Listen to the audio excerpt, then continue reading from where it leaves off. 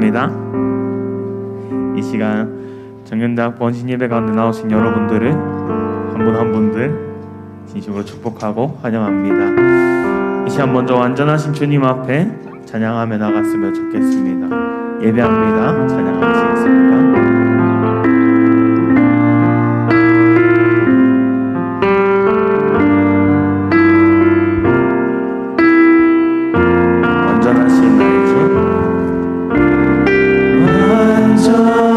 완전하신 나의 주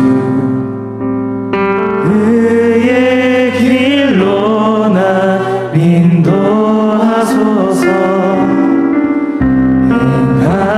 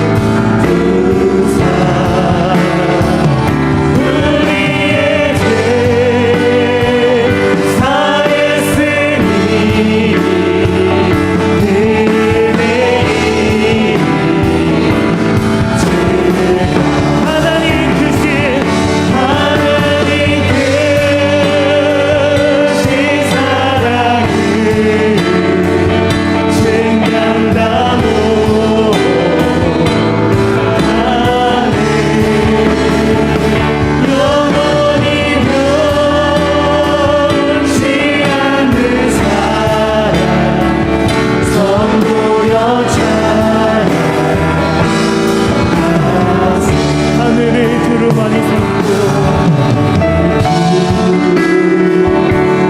많이 삼고 나를 늘 삼아도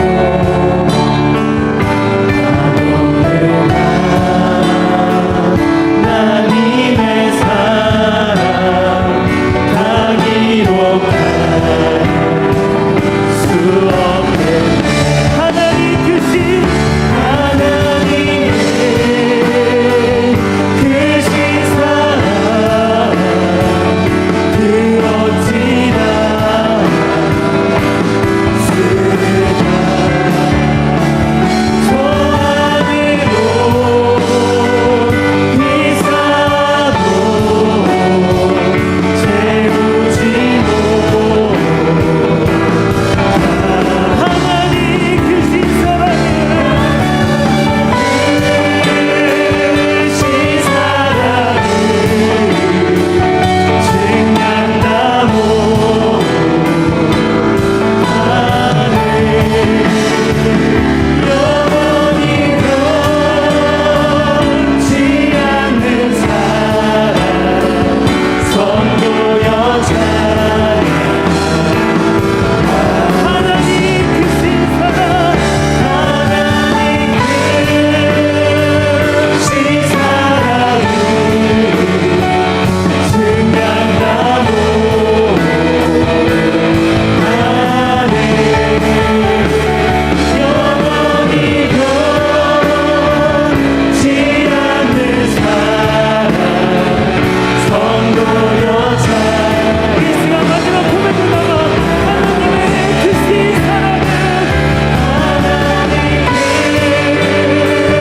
신 사랑을 증량나무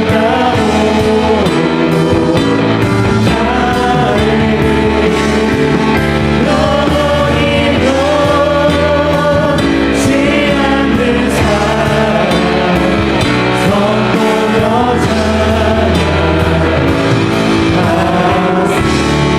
시간을 다 같이 기도드리며 나갔으면 좋겠습니다.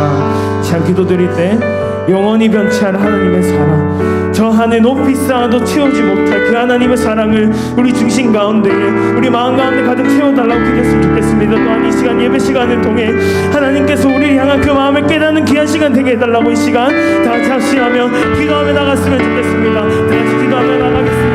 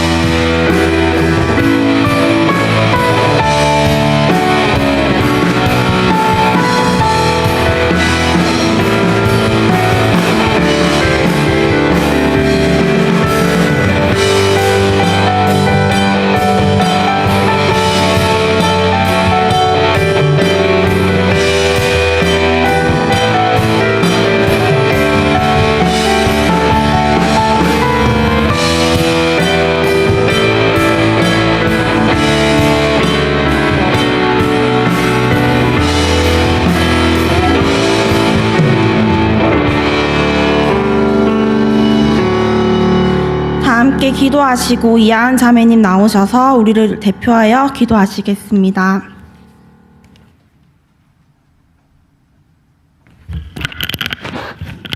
네, 기도하겠습니다.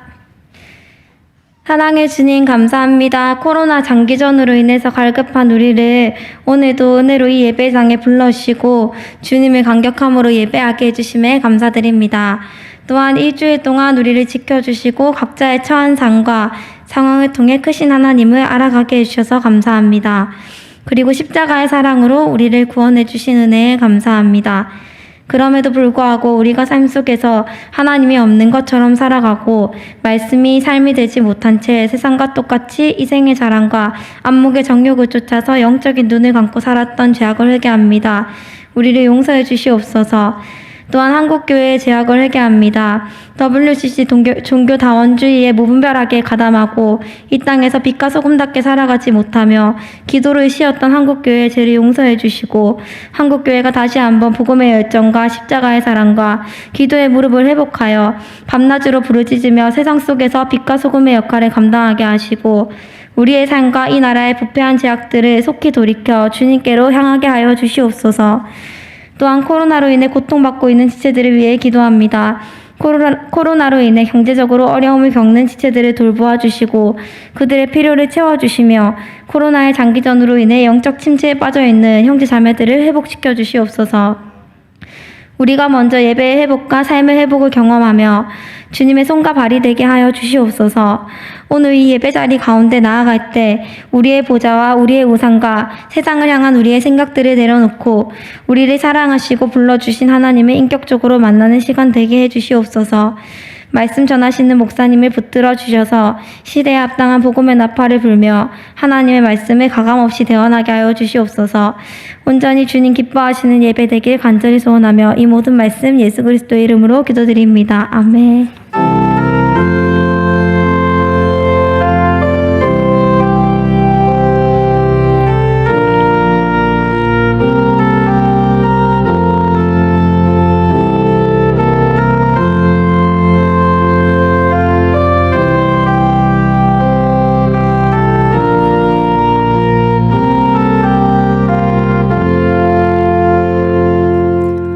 오늘 우리에게 주신 말씀은 마태복음 16장 16절에서 18절입니다. 신약으로 27쪽입니다. 다 찾으신 줄 알고 다 함께 합독하시겠습니다. 시몬 베드로가 대답하여 이르되 주는 그리스도시요 살아계신 하나님의 아들이시다. 예수께서 대답하여 이르시되 바요나 시몬아 내가 복이 있도다. 이를 내게 알게 한 이는 혈육이 아니요 하늘에 계신 내 아버지시니라. 또 내가 내게 이르노니 너는 베드로라. 내가 이 반석 위에 내 교회를 세우리니 음부의 권세가 이기지 못하리라. 아멘. 오늘 우리에게 흔들리지 않는 청년이란 제목으로 말씀을 전해주실 분은 동부 3일교회 장창희 목사님이십니다. 목사님께서 말씀 전해주실 때 큰 은혜 받으시길 바랍니다.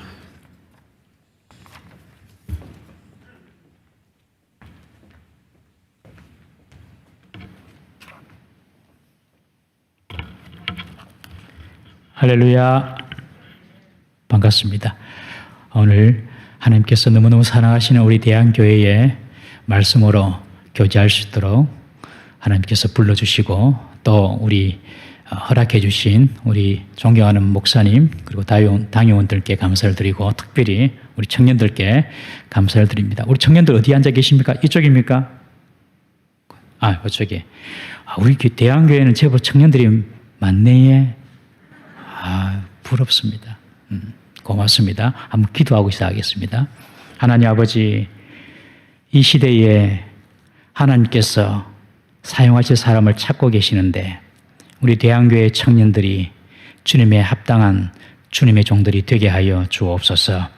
오늘 예배를 통하여 말씀을 통하여 우리 각자에게 들려주시는 주의 음성을 들을 수 있는 복된 시간 되게 하여 주옵소서. 시종을 주님께 맡기오며 우리 구주 예수님의 이름으로 기도드리옵나이다. 아멘.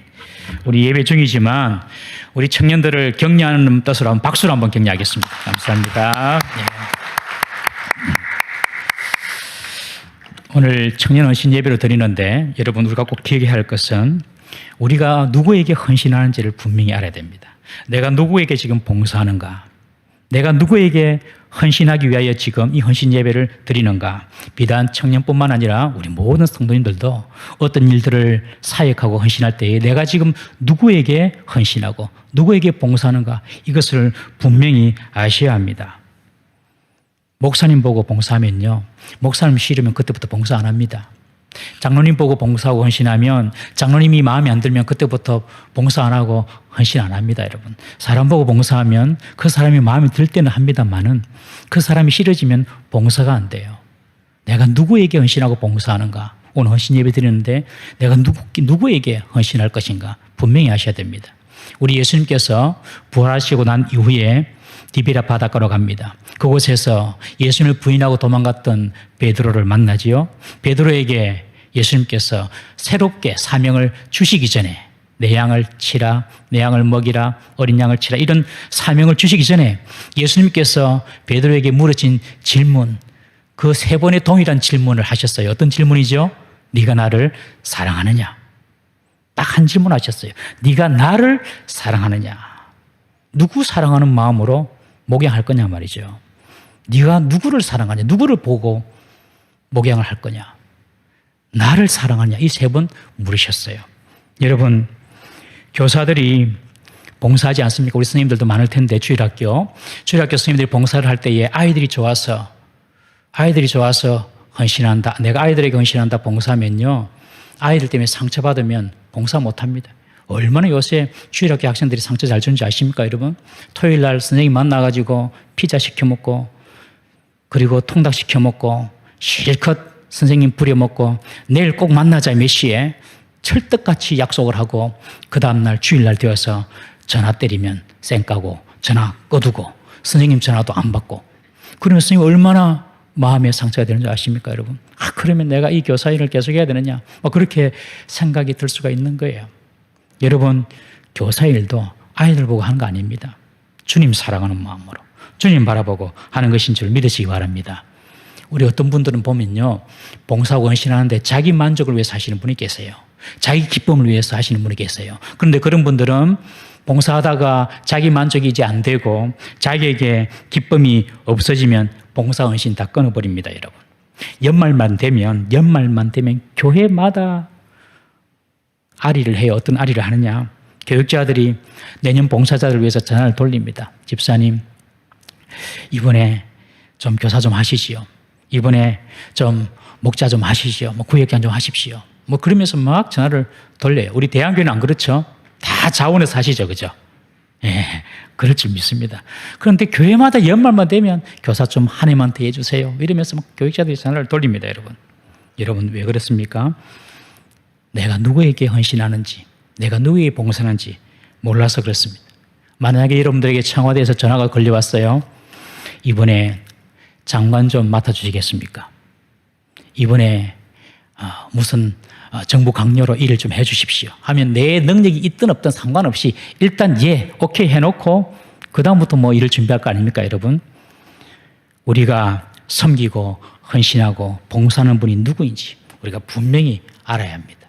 우리가 믿는 예수님이 누구인지 오늘 본문에 보면 예수님은 그리스도시고, 그리스도란 말은 메시아, 구원자란 뜻이죠. 예수님은 그리스도시고 하나님의 아들이신 것입니다. 그래서 우리 청년들이 봉사하고 섬기는 분은 누구에게 봉사하고 섬기느냐? 바로 하나님의 아들 예수님에게 봉사하시는 줄 믿으시기 바랍니다. 우리 청년뿐만 아니라 우리 모든 성도님들도 마찬가지예요. 우리 성도님도 내가 지금 섬기고 봉사하는 것이 다른 분이 아니다, 어떤 사람이 아니다. 내가 예수님께 섬기고 예수님께 봉사하는 것이다. 이 사실을 분명히 알고 섬겨야 할 줄로 믿습니다. 그런데 예수님이 하나님의 아들이라는 이 사실은요, 우리는 다 아는 것 같은데 아무나 아는 지식이 아닙니다. 아무나 아는 지식이 아니에요. 베드로에게 예수님께서 그렇게 말씀하셨습니다. 이는 혈육이 아니요 하늘에 계신 내 아버지께서 알게 해주신 것이다. 여러분, 우리가 예수님을 메시아로 그리스도로 하나님 아들로 믿는 것은 사람의 어떤 지혜나 사람의 어떤 통찰력이나 혹은 사람의 지식으로 되는 것이 아닙니다. 그것은 성령의 조명으로 이루어지는 일인 줄 믿으시길 바랍니다. 세상 공부 열심히 한다고 해가지고 알아지는 것이 결코 아니에요. 여러분, 세상 공부 너무 부러워하지 마십시오.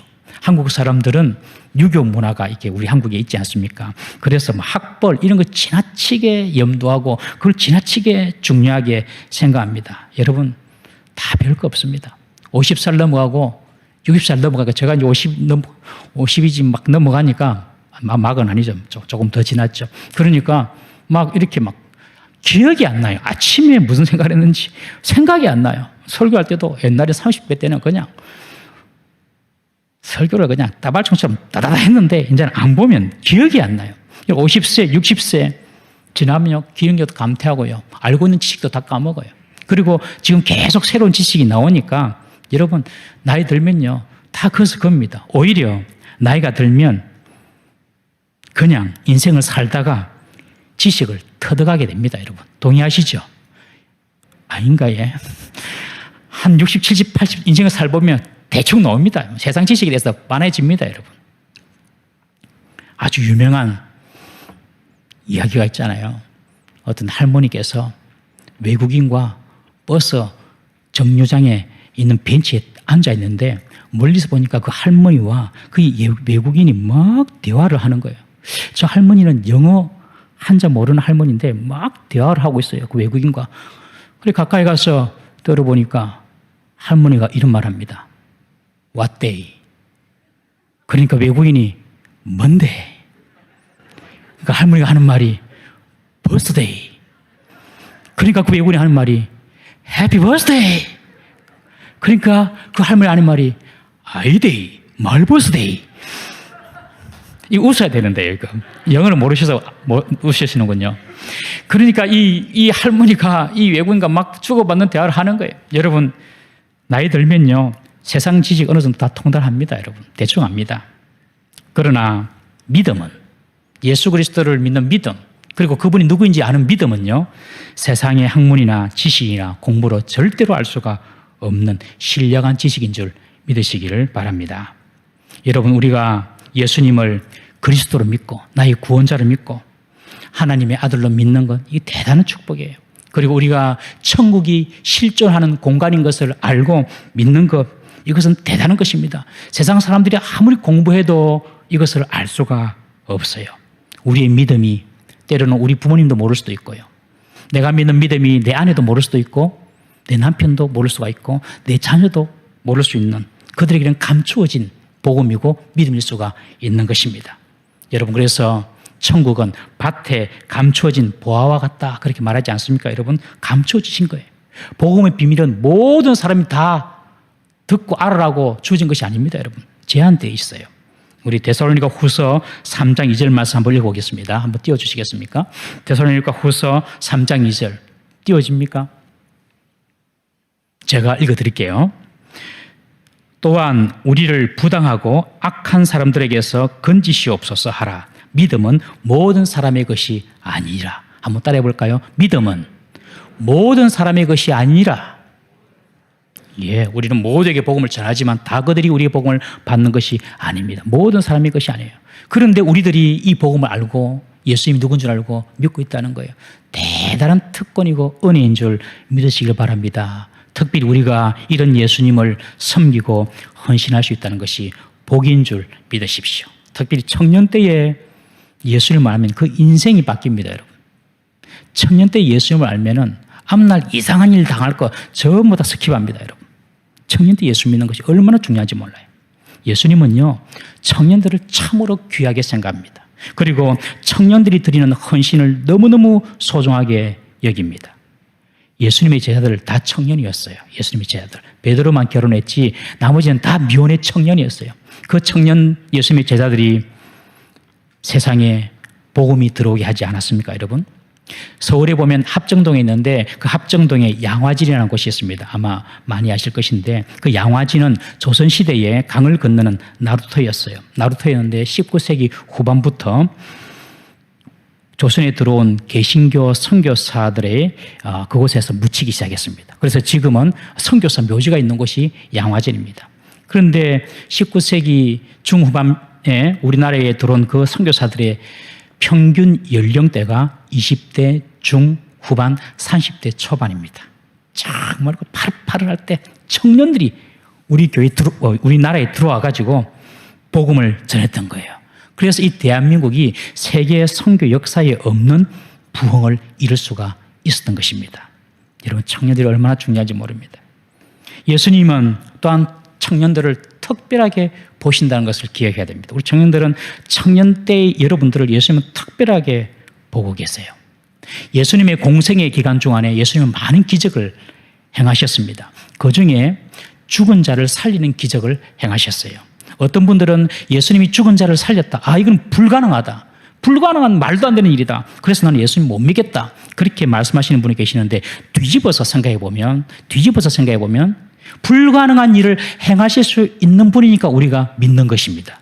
여러분, 예수님이 내랑 똑같이 생각하고 내랑 똑같은 능력 갖고 있고 예수님 내가 할 수 있는 것만 할 수 있고 내가 하지 못하는 거 못하면 뭐 한다고 우리가 예수님 믿고 경배하고 찬양합니까? 여러분, 예수님은 우리가 할 수 없는 불가능한 일을 하실 수 있는 분이기 때문에 우리가 그분을 예배하는 줄 믿으시길 바랍니다. 예수님께서 죽은 자를 살리신 사건이 3번 나옵니다. 성경에 3번 나오는데, 첫 번째, 잘 아시는 대로 나인성의 과부의 죽은 아들이었습니다. 그 과부의 죽은 아들의 관에 손을 얹고 예수님께서 뭐라고 하십니까? 청년아 일어나라 그럽니다. 일어납니다. 두 번째, 예수님께서 살리신 사건이 죽은 사람을 회당장 야이로의 딸입니다. 달리다굼 하면서 살아나게 했습니다. 세 번째, 잘 아시는 대로 죽은 지 나흘 된 바로 나사로를 향하여, 무덤을 향하여 나사로야 나오라. 그럴 때에 나사로가 죽은 지 나흘 되는데 나왔어요. 예수님께서 공생의 기간 동안에 많은 기적을 행하셨는데 죽은 사람을 살리신 그 기적의 공통점이 있습니다. 전부 다 젊은이였습니다. 전부 다 젊은이를 예수님께서 살리셨어요. 젊은이들은 죽으면 안 됩니다. 그것이 예수님의 뜻입니다. 아멘. 이 자살의 부자 절대로 안 돼요. 거꾸로 하면 살자입니다. 살자. 젊은이들은 죽으면 안 돼요. 예수님은 젊은이들 죽는 것을 원하지 않으십니다. 다 살려버린 거예요. 다 살려. 왜? 젊은이들이 너무너무 중요하니까요, 여러분. 예수님이 이 젊은이들을 중요하게 생각하니까 사단이 가만히 안 놔둡니다. 여러분, 신천지 보셔요. 전부 다 젊은이들이 다 그걸로 다 뺏기고 있죠. 우리가 깨어 있어야 됩니다, 여러분. 사단이 이 청년들을 갖다가 얼마나 타락하게 해서 교회 못 가게 합니다, 여러분. 지금 우리나라에 있는 대학생들 중에서 교회 나가는 대학생이 2%랍니다. 2%. 여러분들 2%입니다. 2%의 대학생들만 교회 주일 예배 참석합니다. 심각하죠? 그런데 미전도 종족을 분류하는 그 분류 기준이 기독교인 3%입니다. 3% 이하면 기독교인이 3% 이하면 그 나라가 미전도 종족이 되는 거예요. 우리 대학생들이 지금 미전도 종족이에요. 2%니까. 그런 심각한 그런 시대를 우리가 살고 있습니다. 98%의 청년들이 전부 다 마귀의 손에 지금 놀아나고 있는 것입니다. 여러분, 청년이 없으면 교회의 미래 절대 없습니다. 제가 볼 때 마귀는요, 우리 어른들은 별로 안 건드려요. 제가 볼 때 그렇습니다. 별로 안 건드려요. 왜? 어른들은요, 니 죽인다, 교회 가지 마라 그러면 찍이라 이라고 교회 가거든요. 제가 볼 때 그래요. 우리 교인들도 뭐 코로나라도 와서 예배 드려요. 뭐 죽으면 순교하죠. 뭐 다 살았는데 뭐. 청년들은 안 그렇거든요. 지금 코로나 때문에 힘든 부서가 주일학교 부서. 우리 교회 보니까. 그리고 청년 부서, 주일학교 부서. 다음 세대를 죽이는 거예요. 그것이 마귀의 전략입니다, 여러분. 지금 전략. 다음 세대만 죽이면 50년 뒤에 여러분들 이게 남아있을 사람 청년 말고 있겠습니까, 여러분? 50년 뒤에 이게 남아있을 사람 청년 말고는 없어요. 청년만 그냥 없애버리면, 다음 세대만 없애면 그냥 교회 문은 자동적으로 닫게 되는 것입니다. 우리 주님께서 청년을 귀하게 여기시고 소중하게 여기시니까 이 사단이 이 청년들을 그냥 파괴하는 겁니다. 우리 사랑하는 청년들은요, 깨어 있어야 됩니다. 워낙 하나님을 찾는 청년들이 없으니까 여러분들이 조금만 깨어서 기도해도 하나님이 100% 응답합니다. 아멘 하십시오. 아멘 하세요. 예. 청년들, 여러분들 있잖아요. 어떤 제목을 가지고 하나님 앞에서 간절하게 시간을 정해놓고 한번 기도해 보세요. 하나님께서 반드시 역사하십니다. 청년 때 하는 기도. 왜? 워낙 청년들이 기도 안 하고 뭐 교회도 안 가고 그러니까 청년이 조금만 기도하면 하나님께서 역사하세요. 우리 청년부 부흥을 위해서 여러분들 모여서 주일마다 부흥을 주세요 하고 한 몇 개월만 기도해 보세요. 아마 부흥할걸요. 이번 주부터 한번 해보세요. 주여 부흥을 주시옵소서 하고 하나님께서 청년들 기도 들으신다니까요. 예수님은 청년들을 이렇게 귀하게 보시는 것입니다. 우리가 헌신해야 될 대상이 누구인지 분명히 말씀드렸습니다. 바로 하나님의 아들 예수님. 그리고 하나님은 이 청년들을, 예수님은 청년들을 특별히 사랑하시고 그들의 헌신을 귀하게 여기신다는 사실 꼭 기억하십시오. 예수님은 베드로의 고백을 들으시고 교회를 설명해 주십니다. 교회를 설명해 주시는데 아주 교회에 대해서 중요한 개념을 말씀하십니다. 우리가 신앙생활을 하고 교회생활을 오래 했지만 잘 모를 경우가 많아요. 오늘 예수님께서 아주 교회에 대한 중요한 개념을 설명하시는데 이 교회는 먼저 우주적인 교회를 의미합니다. 우주적인 교회. 그리고 좀 더 구체적으로 말하면 우리 눈에 보이는 이 지역 교회이기도 하고 좀 더 세밀하게 말하면 예수를 구주로 믿는 우리 자신이 바로 교회입니다. 이 교회에 대해서 말하는 거예요. 여러분들이 다 개인이 교회고 청년 여러분 한 사람이 다 교회고 우리 대한교회가 교회고 그리고 이 모든 교회가 이 지구상에 있는 모든 교회, 이 모든 교회가 다 우주적인 교회가 되는 것입니다. 그래서 교인이 잘못하면 교회가 욕을 먹고 교인이 잘하면 교회가 칭찬받습니다. 왜요? 교회가 우리 자신이 교회이기 때문에 그렇습니다. 이 교회의 시작이 어떻게 되는가? 오늘 본문에 보면 예수님께서 이 반석 위에 내가 교회를 세우겠다. 그래 말씀하세요. 이 반석이 무엇입니까? 바로 베드로가 한 신앙 고백입니다. 주님은 그리스도이십니다. 그리고 주님은 하나님의 아들이십니다. 이 믿음의 고백이 없으면 교회가 못 돼요. 우리 청년들 헌신하기 전에 정말 내가 예수님을 나의 구주로 고백하는가? 정말 예수님을 하나님의 아들로 믿는가? 그 믿음을 점검해 보셔야 합니다. 예수님을 나의 구주로 그리고 그리스도로 믿는 그 믿음 위에 주님께서 교회를 세우세요. 그런데 교회를 세우는데 18절에 보면 내 교회를 세우리니 그렇게 말씀하십니다. 내 교회. 여러분 예수님은 교회를 내 교회라고 합니다. 대한교회도 예수님 것. 우리 개인 교회도 예수님 것. 교회의 주인이 바로 예수님이라는 거죠.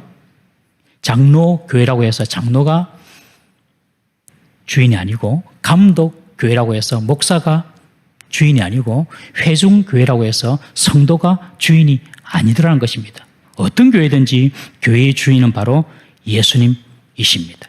우리 대한교회의 주인도 예수님이신 줄 믿으시길 바랍니다. 나의 주인도 내가 예수를 나의 구주로 믿고 고백한다면 나의 주인도 바로 예수님이에요. 나의 주인이 예수님이란 말은 나의 소유, 나의 재능, 나의 어떤 물질, 나의 모든 시간 다 그 주인이 주님이시라는 것입니다. 여러분. 그런 고백이 있기를 주의 이름으로 축원합니다. 심지어 내 질병까지도 내가 앓고 있는 병까지도 주인이 예수님이라는 거예요. 우리 대한교회도 그랬지만 우리 교회도 이번에 다니엘 기도회에 참여를 했습니다. 참여했는데 저도 많이 은혜를 받았어요. 거기 보니 천정은 자매님이 계시는데 이 천정은 자매님 깜짝 놀랐어요. 87차 항암 수술을 받고 있어요. 87차. 한 10년 동안 지금 항암 치료를 받고 있는 거예요. 10년 동안. 30대 걸려가지고 40대까지. 87차. 여러분 항암 치료 우리 성도님들 보니 한 번만 봐도 얼마나 힘듭니까? 머리 나빠지고 구역질 나고 토하고 너무너무 힘들거든요. 이 87차 지금 그런 항암 치료를 받고 계시는 분이 간증을 하셨어요. 그분이 간증이 주 내용 이것입니다. 그분이 쓴 책 이름이 무엇입니까? 나는 주님의 것입니다. 나는 주님의 것입니다. 처음에 암이라는 소식을 듣고 두렵고 떨렸답니다. 그런데 내 속에 생긴 암이니 나도 주님 것인데 내 속에 생긴 암도 주님 것일 것이야. 이런 어떤 믿음이 들어왔대요. 그 이후로 평안이 찾아왔습니다. 그리고 1년도 못 넘기다고 했는데 지금 10년 이상 항암 치료를 받고 있었습니다. 사랑하는 성도 여러분, 혹 우리 가운데 질병이 있고 우리 가운데 또 암에 걸린 분도 계시겠죠. 그것마저도 주님의 것인 것을 고백하시길 바랍니다. 내 것 다 주님의 것이다. 내 생명까지도 주님의 것이다. 그 말이 오늘 내 교회라고 말씀하시는 예수님의 뜻입니다. 모든 교회, 개인적인 우리든지 눈에 보이는 지역교회든지 우주적인 교회든지 다 주님의 것이라는 것입니다. 이 주님에 대한 주인의식을 철저히 가지고 우리가 헌신하고 봉사해야 될 줄로 믿습니다. 내 것 조금 드리는 거 아닙니다. 주님 것, 주님 것이니까 드리는 겁니다. 그런데 오늘 18절에 보면 또 놀라운 말씀하세요. 예수님께서 그렇게 말씀하십니다. 내가 내 교회를 세우리니. 내가 내 교회를 원해에 보면 내가 세우리니. 여러분 교회를 누가 세웁니까? 예수님이 세웁니다. 주인도 예수님. 교회를 세우시는 분도 예수님. 우리 교인들 꼭 아셔야 돼요. 유능한 목사님이 교회를 세우는 것이 절대로 아닙니다. 여러분. 헌금 많이 하고 헌신 많이 하는 성도님이 교회를 세우는 것이 절대로 아닙니다, 여러분. 예수님이 교회를 세우는 줄 믿으시길 바랍니다. 교회가 부흥하고 잘 되면 목사님이 우쭐할 일이 아닙니다. 그것은 목사님이 우쭐할 일이 아니에요. 하나님께 영광이 돌려져야 되는 것입니다. 반대로 교회가 좀 힘들고 어렵다고 목사님이 잘못해가지고 목사님 어떻게 해보려고 그런 생각 절대로 하시면 안 됩니다, 여러분. 문제가 있으면 그 문제를 가지고 예수님께 달려가야죠. 예수님 왜 우리가 이랬습니까? 이런 문제가 있습니까? 예수님 이 문제를 해결해 주십시오. 왜요? 예수님이 교회를 세우시는 분이니까요. 꼭 기억하십시오.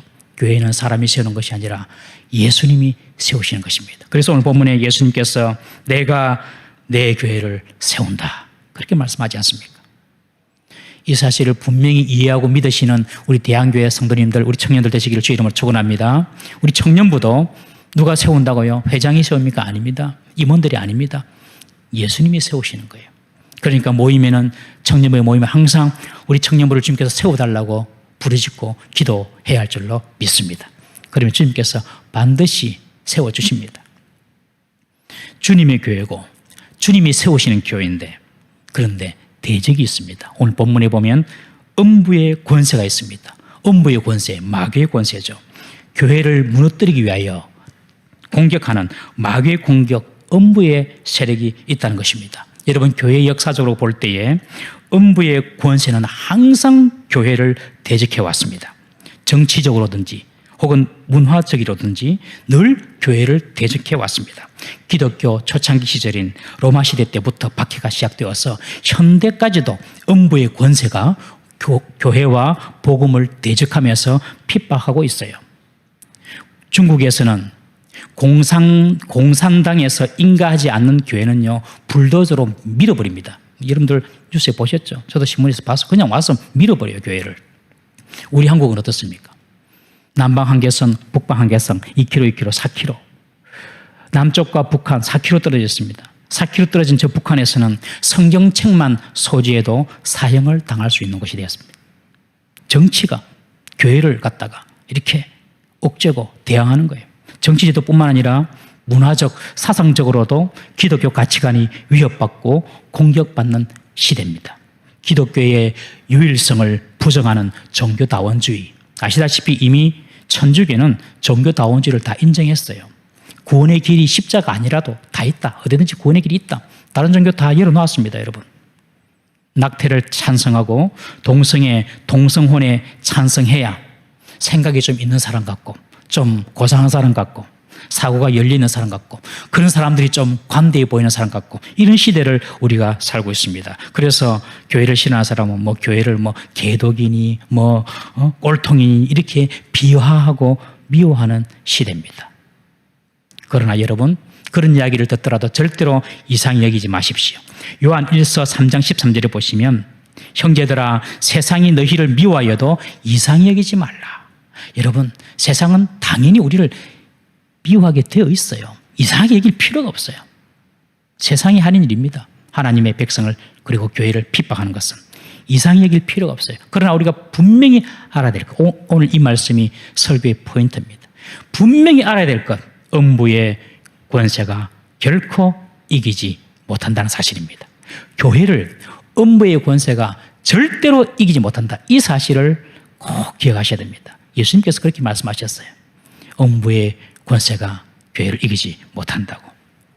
여러분 왜 그렇습니까? 교회의 주인이 예수님이시고 교회를 세우시는 분이 예수님이니까 예수님을 이길 자가 어디 있습니까, 여러분? 그러니까 음부의 세력이 결코 교회를 이기지 못한다. 이 지식을 철저히 믿어야 됩니다. 우리 청년부가 부흥하든 아니면 약화되든 간에 적든 크든 간에 절대로 음부의 권세는 교회를 무너뜨릴 수 없다.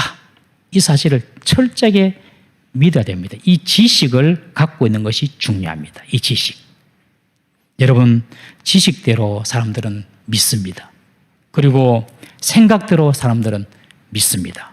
그러니 교회는 절대로 음부의 권세에 의해서 무너지지 않는다. 말씀하신 그 예수님의 말씀을 철저히 믿으시기를 바랍니다. 지식이 중요합니다.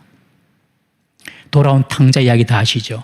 돌아온 탕자가 집에 오니 아버지가 너무너무 반가워서 잔치를 벌입니다. 그때 큰아들은 실컷 일을 하고 돌아오는 길이었습니다. 집으로 돌아오려고 보니 동생 왔다고 아버지가 잔치를 벌여주는 거예요. 화가 잔뜩 났습니다. 집에 들어가지도 않습니다. 아버지가 마중 나옵니다. 야, 들어가자. 네 동생이 죽었다가 살아왔다. 들어가자. 그때 큰아들이 하는 말을 보십시오. 누가복음 15장 29절 말씀인데 한번 읽어볼까요? 시작. 아버지께 대답하여 이르되 내가 여러 해 아버지를 섬겨 명을 어김이 없거늘 내게는 염소 새끼라도 주어 나와 내 벗으로 즐기게 하신 일이 없더니. 이 큰아들이 아버지에 대한 지식은 어떤 지식이냐? 우리 아버지는 염소 새끼 한 마리 주는 아버지가 아니다. 이런 지식이 딱 머릿속에 박혀 있었어요. 그러니까 아버지한테 염소 새끼 하나 달라 해가지고 내 친구와 내 벗과 함께 즐기려고 하는 그런 어떤 마음은 있었지만 말 한마디 못하는 거예요. 여러분, 둘째 아들 동생도 아버지한테 유산 달라 해서 아버지 줬지 않습니까, 여러분? 그래서 밖에 나가서 뭐 화랑방탕에 살았어요. 그런데 이 큰아들의 생각에는, 아버지에 대한 생각에는 우리 아버지는 염소 새끼 한 마리도 안 주는 아버지, 이 지식이 그냥 머릿속에 꽉 박혀 있는 거예요. 그러니까 아버지에게 그것을 요구할 수가 없었던 것입니다. 여러분도 어떠세요? 여러분들이 하나님을 생각하는 지식대로 여러분들이 기도할 것이고, 여러분들이 하나님을 생각하는 그 지식대로 여러분들이 하나님을 믿을 것입니다. 내 입을 크게 열라 내가 채우리라. 할렐루야. 우리가 할 일은 입을 크게 여는 거예요. 내가 채우는 것이 아닙니다. 주님이 채우시는 거예요. 우리는 우리가 채우려고 하니까 입을 크게 못 열잖아요. 내 입을 크게 열라 내가 채우리라. 주님께서 하신 말씀이에요. 마태복음 25장에 보면 달란트 비유가 나오는데 주인이 5달란트, 2달란트, 1달란트 남기고 떠나자요. 돌아옵니다. 돌아와서 셈을 하는데 악한 이 1달란트 받은 종이 뭐라고 하는지 아십니까? 제가 읽어드릴게요. 이렇게 말합니다. 1달란트 받은 자는 와서 이르되 주인이여 당신은 굳은 사람이라 심지 않은 데서 거두고 해치지 않은 데서 모으는 줄 내가 알았으므로 두려워하여 나가서 당신의 달란트를 땅에 감추어 두었었나이다. 보소서 당신의 것을 가지셨나이다. 이 1달란트 받은 자의 실패가 무엇입니까? 실패 이유가 무엇입니까? 주인에 대한 잘못된 지식 때문에 그렇습니다. 어떤 지식입니까? 주인은 아주 지독한 사람이야. 주인은 아주 굳은 사람이야. 주인은 아주 우리를 부려 먹으려고만 하는 사람이야. 심지도 않고 거두려고 하고, 그리고 해치지 않는 데서 얻으려고 하는 그런 아주 마음이 딱딱하게 굳은 아주 악한 사람이야. 이렇게 주인을 생각하는 거예요. 그러니까 나가서 일할 생각도 안 하고 그냥 1달란트 가지고 온 것입니다. 완전히 주인을 오해한 것이지요. 주인은 자기의 잔치에 참여시키기 위하여 그 종들을 자기의 잔치에 참여시키기 위하여 그들에게 과제를 준 것일 뿐입니다. 여러분, 하나님에 대한 바른 지식을 가지시기를 주 이름으로 부탁드립니다. 교회도 마찬가지예요. 아까 말씀드린 것처럼 교회는 절대로 음부의 권세가 이기지 못한다. 이 예수님의 말씀을 철저히 믿으시기를 바랍니다. 1960년대 중후반, 1960년 중후반에 중국에서 모택동이 권력을 잡았습니다.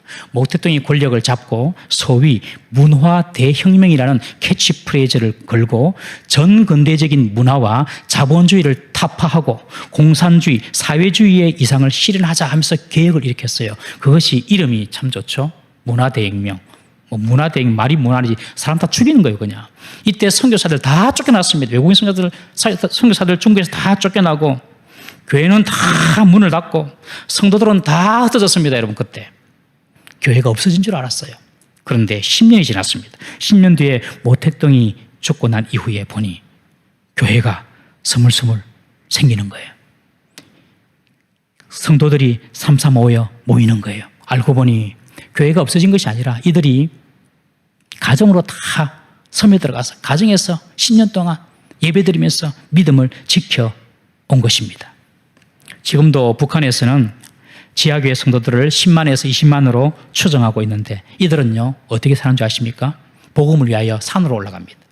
산속에서 동굴 파고 산속에서 집을 짓고 마치 화전민처럼 삽니다. 자녀 교육 안 시킵니다. 그냥 산에 가서 예배만 드리고 마음껏 하나님께 예배하기 위하고 찬송하고 기도하려고 그냥 산에 올라가서 사는 거예요. 마치 히브리서에 나오는 그런 믿음의 위인들처럼 동굴 속에 들어가서 움막 짚고 산속에서 그냥 사는 겁니다, 여러분. 빨리 통일돼야 안 되겠습니까, 여러분? 그냥 믿음 하나 보고. 만약에 평양이나 다른 시내에 내려오면 뭐 교육을 시킬 수도 있고 뭐 돈은 벌 수도 있겠지만은 신앙생활 못하니까 다 포기하고 산속에 사는 거예요, 여러분. 지금 북한이 그렇습니다. 교회를 음부의 권세가 말살하려고 하더라도 교회는 절대로 없어지지 않음을 믿으시기를 바랍니다. 우리 청년들과 다음 세대가 약해 보여도 여러분 결코 우리 청년교회 망하지 않는 줄 믿으시길 바랍니다. 이 지식이 참 중요합니다. 절대로 음부의 권세가 교회를 무너뜨리지 못한다. 어떤 상황에서도. 그런데 교회가 무너지는 길은 딱 하나 있습니다, 여러분. 딱 하나. 외부의 공격에는 절대로 교회는 무너지지 않습니다. 말씀드린 것처럼. 그러나 교회는 내부의 문제 때문에 무너집니다. 내부의 문제. 두 가지 문제입니다. 첫 번째, 교회가 거룩을 잃어버리면 세속화되고 교회는 무너집니다. 우리 대한교회도 그렇고 개인으로서의 교회도 그렇고 세속화가 될 때 세상의 물결 우리 속에 들어오면 교회는 무너지게 됩니다. 출애굽한 이스라엘 백성들이 요단 강 앞 모압 평지에 주둔해 있었습니다. 그러니 그 인근에 살고 있던 모압 왕 발락이 이스라엘이 두려워가지고 발람 선지자를 매수해서 이스라엘을 저주하게 합니다. 저 사람들 가만히 놔두면 우리한테 해가 될 것 같아. 그래서 저주하게 합니다. 발람 선지자를 매수해서. 발람 선지자가 3번이나 이스라엘을 저주하려고 했는데 하나님께서 그 입을 막으시고 축복의 말을 하게 해버립니다. 저주가 안 나오는 거예요. 그래서 이 발람 선지자가 아주 계략을 꾸밉니다. 발락 왕과. 어떤 계략을 꾸미냐. 이스라엘 백성들은 내가 저주하려 해도 절대로 저주가 안 나온다. 저들은 우리가 어떻게 할 수 없다. 한 가지 이스라엘 백성들을 무너뜨리는 방법이 있는데 하나님의 진노를 받아가지고 저들이 자체적으로 무너지는 방법이 있다. 어떻게? 이렇게 하면 된다. 그래서 부올이라는 지역에서 바알 제사를 드립니다. 바알 부올 사건이죠. 부올 지역에서 바알 제사를 드리면서 그 화려한 춤들을 여사제를 통하여 보여주고 바알에게 제사를 드리고 난 이후에 이스라엘 남자들을 다 불러가지고 그들과 행음하면 된다. 그런데 이 계략이 먹혀들었어요. 출애굽한 이스라엘 백성들이 맨날 광야에만 살다가 예쁜 여자도 모르고 살았는데 이 바알보올에서 제사 드리는 이 제단을 보고 아주 여인들이 실루엣 같은 옷을 입고 몸이 다 비치는 그런 옷을 입고 바알에게 제사를 지내고 막 쇼를 하는 거예요. 남자 눈이 둥그레져가지고 그거 보고 있다가 그 여인들과 다 행음하게 됩니다. 그로 인해서 하나님께서 전염병을 내리시죠. 24,000명이 죽습니다. 이때 시므온 지파 남자들이 많았어요. 그래서 시므온 지파 남자들이 많이 죽습니다. 24,000명이 죽습니다. 여러분, 이 일로 광야 교회 공동체가 큰 고통과 슬픔에 빠지게 되었습니다. 여러분, 교회는 거룩을 잃어버릴 때 무너지는 것입니다. 제가 이전에 교회에서 봉사할 때에 우리 그 교회 근처에 한 교회가 있었어요. 그 교회에서 청년부에서 어떻게 하면 청년부를 부흥시킬까 해가지고 만든 방법이 뭐냐면 주일날 청년이 예배를 마치고 입으로 교제를 많이 하자. 교제를. 그래서 예배 마치고 교제를 하는데 어디서 교제를 했게요? 호프집에서 교제를 했습니다. 청년들 술 좋아하잖아요. 우리가 좀 뜨끔한 사람 있죠. 예. 술을 빨리 꺼내야 됩니다, 여러분. 그래야지 복이 옵니다. 그래서 청년들은 다 술 좋아하니까 가서 술을 마시자. 그래가지고 술을 먹어도 천국은 갑니다. 그런데 더 빨리 간다 그랬죠, 그죠? 예. 무슨 말인지. 술을 먹어도 된다니까요. 천국 가는데 지장 없어요. 더 빨리 간다니까요. 이해됐죠? 예, 더 빨리, 진짜 빨리 갑니다. 이 이제 교회에서 호프집에서 이렇게 이제 교제를 했어요. 그러니까 막 청년들이 몰려오는 거예요. 저 교회 가면 술 주더라. 저 교회 가면. 그래가지고 청년들이 막 늘었어요. 그런데 여러분, 1년이 되기 전에 그 청년회가 완전히 공중분해 되어버렸습니다. 교회는 그런 방법을 하는 것이 절대로 아닌 것입니다. 교회 안에 세속의 물결이 들어오고 교회의 거룩이 훼손되면 반드시 교회는 무너지게 되어 있는 것입니다. 여러분, 교회 안에서 세상의 이야기 하면 안 됩니다. 세상 자랑. 내가 이번에 아파트를 장만했는데 피가 매덕 올랐더라. 이런 이야기 하면 될까요? 안 될까요? 절대 안 됩니다. 절대 그런 이야기 하면 안 됩니다. 왜냐하면 아주 힘들게 사시는 분도 많거든요. 내 자식 이번에 학교에 S대 합격해서 옆에 사람이 이야기해주는 것은 좋아요. 옆에 사람이 칭찬해주고 이야기하는 좋은데 자기가 그렇게 이야기하는 것은 인생의 자랑입니다. 그런 것들도. 교회 안에는 그냥 세상 이야기는 아예 안 하는 게 좋습니다. 재미없다고요? 얼마나 재미있는데요. 교회 이야기하면. 간증하면서 은혜 받은 이야기, 목사님 말씀 가고 은혜 받은 이야기, 성도가 내게 보여준 은혜로운 이야기, 얼마나 재미있는 이야기 많은데요. 여러분, 교회 안에 이런 세속적인 이야기, 세속적인 것이 들어오면 교회는 무너집니다. 거룩을 훼손하면 교회는 무너지게 되어 있는 것입니다. 특별히 우리 청년들 악한 정욕에서 자신을 거룩하게 지키기를 바랍니다. 이것이 내가 사는 길이고 청년교회가 사는 길입니다. 남들이 다 한다고 따라가지 마세요. 남들이 다 한다고. 우리 디모데후서 2장 22절 한번 보겠습니다. 디모데후서 2장 22절 시작. 또한 너는 청년의 정욕을 피하고 주를 깨끗한 마음으로 부르는 자들과 함께 의와 믿음과 사랑과 화평을 따르라. 청년의 정욕을 피하고 주를 깨끗한 마음으로 부르는 우리 공동체 안에서 의와 믿음과 사랑과 화평을 따르라. 우리 시편 119편 9절 보겠습니다. 시편 119편 9절 시작. 청년이 무엇으로 그의 행실을 깨끗하게 하리까? 주의 말씀만 지킬 따름이니이다. 여러분, 하나님 말씀 우리 속에 많이 들어오면요, 우리 속에 빛이 생깁니다. 그래서 어둠이 물러나게 되어 있습니다. 이런 분 계시죠? 목사님, 자꾸 내 머릿속에 이상한 생각이, 안 좋은 생각이 자꾸 들어요. 이런 분이 계세요. 그냥 생각하려고 한 것도 아니야. 그래서 자꾸 안 좋은 생각이 들어와요. 그 이기는 법 있습니다. 뭐냐면 하나님 말씀으로 가득 채우면 됩니다. 하나님 말씀으로 가득 채우면 그런 생각 하려고 해도 안 옵니다, 여러분. 오케이? 청년들. 막 내가 안 하려고 하는 게, 안 하려고 하면 더 나. 부는 코끼리 생각 안 해야지. 부는 코끼리 생각 안 해야지. 부는 코끼리 그냥 내 마음을 가득 채우고 있다니까요. 그럴 필요 없어요. 그냥 말씀만 집어넣으면 되는 거예요. 어떤 알코올 중독자가 알코올 치료를 다 하고 집으로 돌아오는데 주점이 있는 거예요. 막 가고 싶은 거예요. 그런데 그 옆에 보니까 $1만 내면 마음껏 우유를 먹을 수 있는 우유 뷔페집이 있어요. 그래서 그분은 $1만 내면 마음껏 우유를 먹을 수 있는 우유 뷔페집에 들어가서 그냥 실컷 우유를 마신 거예요. 실컷 우유를 배만 꾹 누르면 우유가 툭 튀어나올 정도로 우유를 여기까지 채웠어. 딱 나오니까 술집을 보는데 술이 땡겼을까요? 안 땡겼을까요? 안 땡깁니다. 내 속에 뭐가 없기 때문에 자꾸 들어오는 거예요. 여러분, 이상한 생각 많이 드는 친구들은 하나님 말씀을 계속 보십시오. 말씀이 가득 채워지면 여러분들 말씀으로 생각하게 될 것입니다. 특히 우리 청년들 하루를 시작할 때 꼭 하나님 말씀으로 보시기를 주의 이름으로 부탁드립니다. 말씀이 우리 인생의 길이고 빛입니다.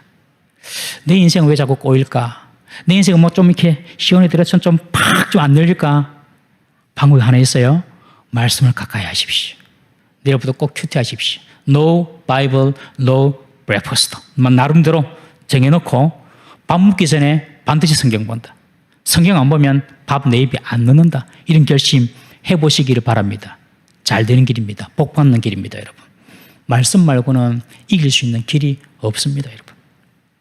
하나님은 금그릇, 은그릇 쓰시는 것 아닙니다. 하나님은 깨끗한 그릇 쓰시는 분이신 줄 믿으시기를 바랍니다. 우리가 어떻게 깨끗해집니까, 여러분? 내 행위로 깨끗할 수 있습니까, 여러분?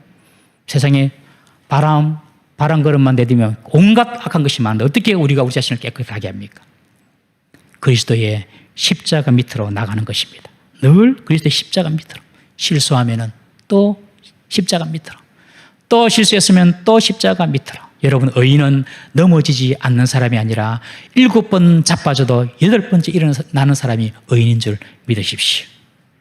잘못하고 실수하면요, 다시 십자가 밑으로 가는 거예요. 그러면 다 용서해버려요. 그냥 주님께서 다 용서해버려요. 다 용서해버려요. 기억하세요. 우리 청년들 지금까지 어떤 실수를 했더라도 주님께 회개하고 십자가 밑에 있으면 주의 볼로 다 덮어버림을 믿으시길 바랍니다. 어떤 시골 동네에 하나님하고 얘기하는 소년이 있다는 거, 소녀가 있다는 거예요. 그래서 신부님이 찾아가서 야, 네 하나님하고 얘기하나? 예, 하나님하고 얘기합니다. 진짜가? 예, 진짜입니다. 그래? 그럼 내가 니를 한번 테스트를 해봐야 될 텐데 어젯밤에 내가 하나님께 무슨 죄를 아렸는지 네가 하나님께 물어봐라. 그러니 이 소녀가 예, 알겠습니다 하고 약속하고 헤어졌어요. 신부님하고. 그 다음날 되어서 신부님 다시 돌아왔어. 그래, 하나님께 여쭤봤냐? 예, 여쭤봤습니다. 어젯밤에 내가 하나님께 무슨 죄를 고백했는지 참했는지 하나님 뭐라 하시더냐? 하니까 그 소녀가 하는 말이 제가 여쭤봤는데 하나님 하시는 말씀이 아무리 생각해도 기억이 안 난다. 아무리 생각해도 기억이 안 난다. 그렇게 말씀하십니다. 여러분, 우리가 회개하는 순간 우리의 죄는 통해서 서로 옮겨짐을 믿으십시오. 그것이 십자가의 능력입니다, 여러분. 그것이 십자가, 그것 때문에 예수님께서 죽으신 거예요. 과거의 실수와 과거의 허물과 죄 때문에 매이지 말기를 주의 이름으로 축원합니다. 과거의 남자에게도 매이지 마세요. 과거의 여자에게도 매이지 마세요. 우리 청년부 회장이 오늘 왔나? 안 왔지? 목사님 가가지고 분위기 한번 떼어줄까요? 이러더라고. 됐다. 이라고 가라. 그러고 보냈는데 목사님 4년 동안 사귀었던 여자랑 헤어졌습니다. 기도해 주세요. 이러고 온 거예요. 할렐루야. 축하한다. 너는 하나를 이름으로 30억이 대상으로 생겼다. 걱정하지 마라. 하나님께서 네보다 니를 더 잘하신다. 네가 지금 20대인데 20대 벌써 30살이군요. 30살인데 네 40살 돼가지고 50살 돼가지고 네가 좋아할 여자 밖에 못 잘래. 결혼할 때는 여자가 좋아했다가 살다 보니 딴 여자가 좋아져요. 심각해지죠. 그죠? 어쩔래? 니는 모른다. 하나님이 너를 더 잘한다. 그러니 하나님께서 너를 위하여 합당한 사람을 예비해 두었을 거야. 믿어라. 아멘이라고 돌아갔어요. 여러분, 과거의 여자도 과거의 남자도 다 잊으세요. 과거의 죄도 허물도 십자가 앞에 가지고 나가면 주의 보혈로 다 덮어버리시고 주님께서 기억도 하지 않습니다. 왜 우리 예수님께서 1번씩 7번이라도 기도하라고 했을까요? 만약에 여러분들에게 어떤 사람이 자꾸 잘못했는데 77, 49, 490번 똑같은 죄를 짓고 와가지고 용서해달라고 해요. 490번. 그럼 여러분들 용서해 주실 수 있으세요, 여러분들? 근데 하나님 하신다니까요. 왜요? 하나님은 다 까먹어 버리거든요.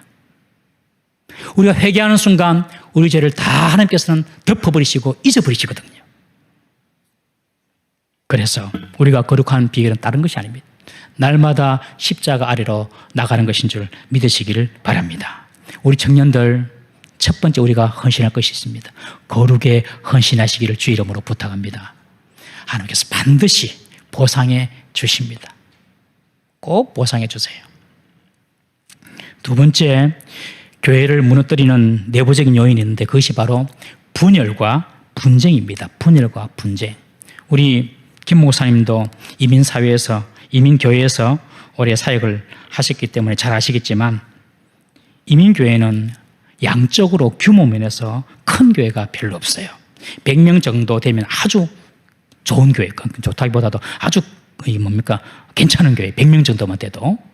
그리고 이민교회는, 특별히 미국의 이민교회는 많은 교회가 자기 건물이 없습니다. 많은 교회가 자기 건물이 없어요. 그래서 이민교회인들이 자기 건물에서 예배드리는 것이 로망입니다. 로망, 성도들이. 그런데 이렇게 규모가 큰 교회가 이민교회에 별로 없는 이유 중에 하나는 이민교회가 잘 쪼개져요. 잘 쪼개져요. 교인끼리 싸워서 쪼개집니다. 한 사람이 나가면은 이 사람 따라온 친척들 다 따라 나갑니다. 그러니까 교회가 쪼개지죠.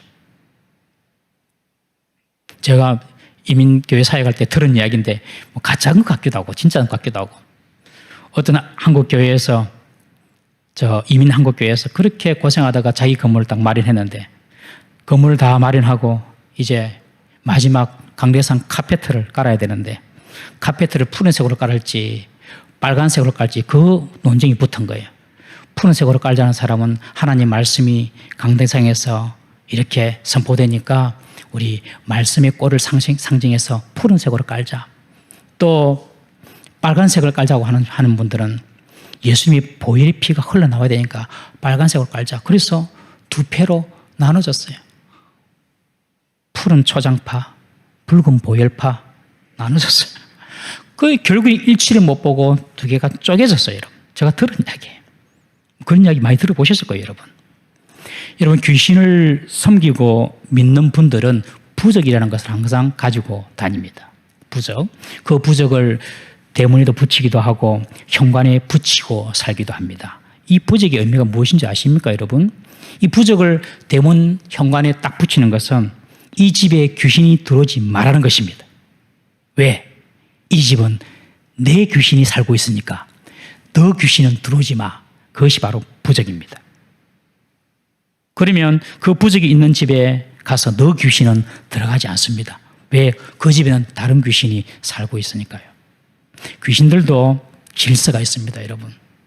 귀신들도 서로 분쟁하지 않습니다. 예수님께서 말 못하게 하는 귀신을 쫓아내셨어요. 그러니까 귀신이 나가니까 그 사람이 말을 합니다. 말을 하니까 사람들이 예수님께 대하여 비아냥거리면서 야, 저 예수가 귀신의 왕 바알세불을 불러가지고 바알세불의 힘을 빌어가지고 귀신을 쫓아보내는가 보다 그렇게 이야기합니다. 그때 예수님께서 누가복음 11장 17절에 이렇게 말씀하시죠. 우리 한번 읽어보겠습니다. 시작. 예수께서 그들의 생각을 아시고 이르시되 스스로 분쟁하는 나라마다 황폐하여지며 스스로 분쟁하는 집은 무너지느니라. 귀신도 안 싸운다는 거예요. 귀신도 안 하는 짓을 우리가 하면 되겠습니까, 여러분? 귀신도 서로 안 싸워요. 여러분, 교회가 무너지는 두 번째 이유는요, 교회 내에 분쟁 때문에 그렇습니다. 사사기를 보시면 재밌는데 사사기 후반절에 보면 이런 사건이 나타나요. 레위인이 첩을 듭니다. 오늘날로 이야기하면 목사님이 첩을 두는 거예요. 있을 수 없는 일이죠. 레위인이 첩을 두는데 이 첩이 그냥 그 레위인이 싫어서 그런지 자기 집으로 친정집으로 가버려요. 이 레위인이 가서 그 첩을 다시 데리고 옵니다. 데리고 와서 오는 길에 기브아라는 동네에서 유숙을 하게 됩니다. 기브아라는 곳에서 유숙을 하는데 그 동네 불량배들이 그 레위인이 들어간 것을 보고 그 집에 찾아가서 그 남자를 데리고 나오라. 우리가 상관하겠다. 그렇게 이야기합니다. 그러니 그 집 주인이 이 손님은 안 된다. 안 된다. 그때 이 레위인이 자기 첩을 그냥 내줘버립니다. 자기 첩을 내주니까 이 불량배들이 밤새도록 그 여인을 능욕하고 새벽에 그 여인을 그냥 그 집에 그냥 돌려보냅니다.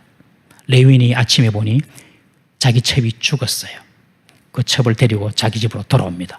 돌아와서 어떻게 합니까? 정말 잔인한 짓을 합니다.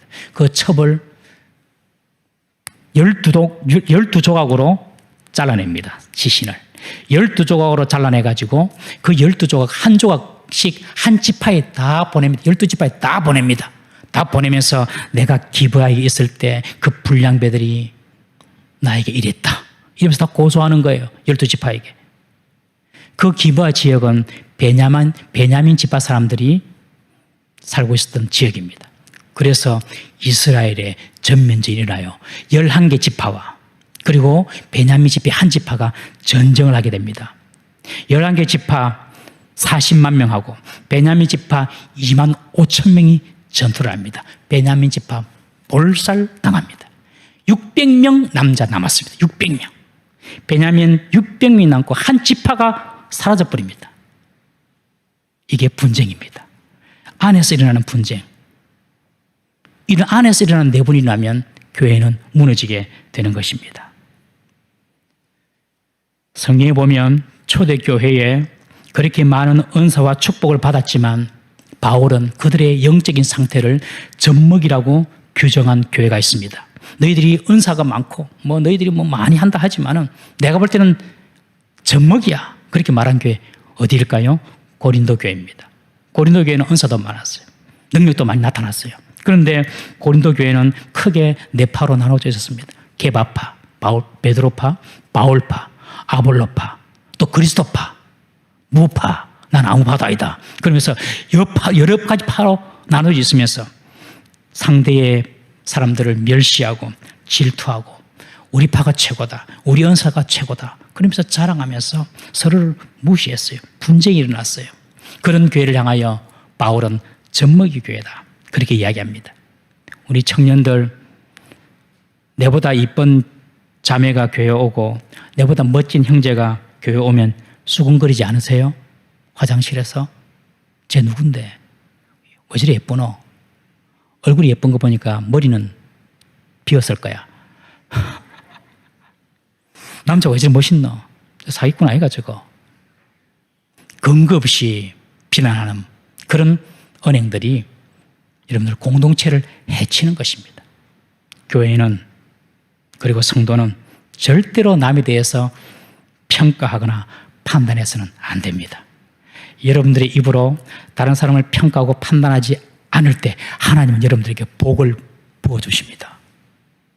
한번 해보세요. 저도 해봤거든요. 해보세요. 절대로 우리 입에서 다른 사람을 비난하는 말을 하지 마십시오. 하나님께서 여러분들의 기도를 들으십니다. 한 입에서 쓴물, 단물 나올 수 있겠습니까, 여러분? 한 입에서 비난하고 조롱하고 모독하는 말 하면서 주여 이 기도 들어주세요. 안 됩니다, 절대. 단물만 내는 여러분들 입이 되기를 주의 이름으로 축원합니다. 여러분 판단은요 하나님의 몫이에요. 하나님의 몫. 야고보가 이미 말했지 않습니까? 네가 하나님이냐? 왜 판단하냐? 사랑하는 성도 여러분, 분열과 분쟁을 이기는 것이 무엇입니까? 사랑입니다. 사랑. 사랑은 무엇입니까? 모든 허물을 덮어주는 것입니다. 내가 그 사람의 허물을 덮어주면 주님께서도 내 허물을 덮어주십니다, 여러분. 바울은 그래서 고린도 교회를 향하여서 그 유명한 고린도서 13장을 선물해 줍니다. 그 13장이 무슨 장이죠? 사랑장이죠. 사랑을 이렇게 하라 라고 그 분열 많은 고린도 교회를 향하여 사랑을 선포합니다. 우리 청년 여러분, 거룩을 위하여 헌신하시고 청년부의 연합과 단합을 위하여 헌신하시기를 주의 이름으로 축원합니다. 반드시 부흥합니다. 그리고 개인도 반드시 잘 됩니다. 뒷담화 절대 안 됩니다. 청년들 아시겠죠? 반드시 하나님께서 그런 청년들에게 복을 주십니다. 여러분, 그러나 청년부의 부흥과 성장은 청년부에만 맡겨두면 안 됩니다. 전체 성도들이 관심을 가지고 헌신할 수 있어야 됩니다. 옛날 우리 부모님들이 자식들 교육시킨다고 자신들은 헐벗고 못 먹고 자기 인생 다 바치면서 자식들 뒷바라지 않았습니까? 그래서 우리가 지금 이만큼 살고 있잖아요. 다시 이런 희생 정신을 우리가 다음 세대를 위하여 회복해야 할 줄로 믿습니다. 우리 좀 그만 챙기고 담임 목사님께도 목사님 우리 청년들 젊은 세대 신경 써주세요. 그렇게 말해주세요. 제가 우리 교회에서 다음 세대를 강조하니까 목사님 우리들도 좀 봐주세요 그러더라고요. 요거 편집. 네. 네, 그래요. 다 중요하죠. 예, 맞습니다. 다 중요합니다. 그렇지만 여러분들 뭐 목사님 그런다고 해가지고 여러분들 안 돌보겠습니까? 다 돌보죠. 그러나 여러분들이 목사님 다음 세대를 많이 봐주세요. 우리는 괜찮습니다. 그렇게 말씀하시면 힘이 나지 않겠습니까, 여러분? 여러분 성도님들이 우리 청년부 부흥을 도와주셔야 합니다. 첫 번째로 어떻게 돕느냐? 여러분들의 집에 있는 자녀들부터 챙기셔야 합니다. 이거 진짜 어렵고 제일 어려운 문제입니다. 여러분 자녀들, 청년들 중에서 아직까지 신앙생활 못하고 청년부에 못 오는 친구도 있으면 여러분 격려해 주시고 뭐라 하지 마시고 절대로 뭐라 하면 안 됩니다. 감동을 줘서 신앙생활 하게 만드십시오. 가장 어려운 일 중에 하나입니다. 그러나 그렇게 하는 것이 여러분들의 자녀가 살고 잘 되고 우리 청년부가 잘 되는 길인 줄 믿으시기 바랍니다. 두 번째는 우리 청년들이 오고 싶고 머물고 싶은 공간을 마련해 주십시오.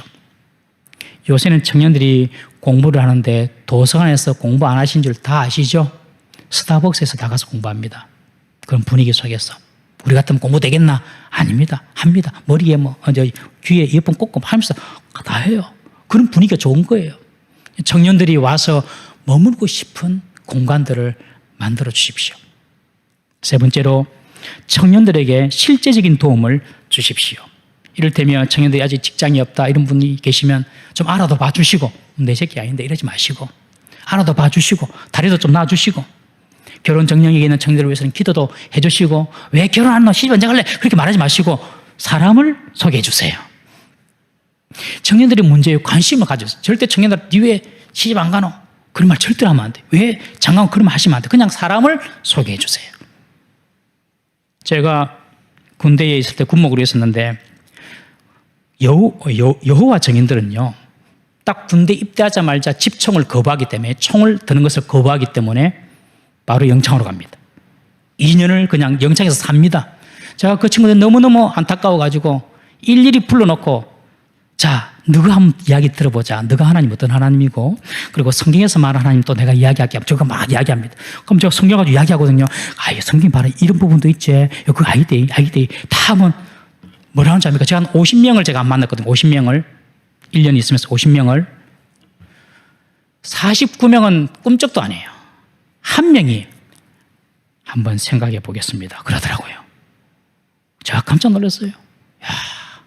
그런데 너희들 그래가지고 영창 가가지고 빨간 줄 꺼이고 그러면 어떡해?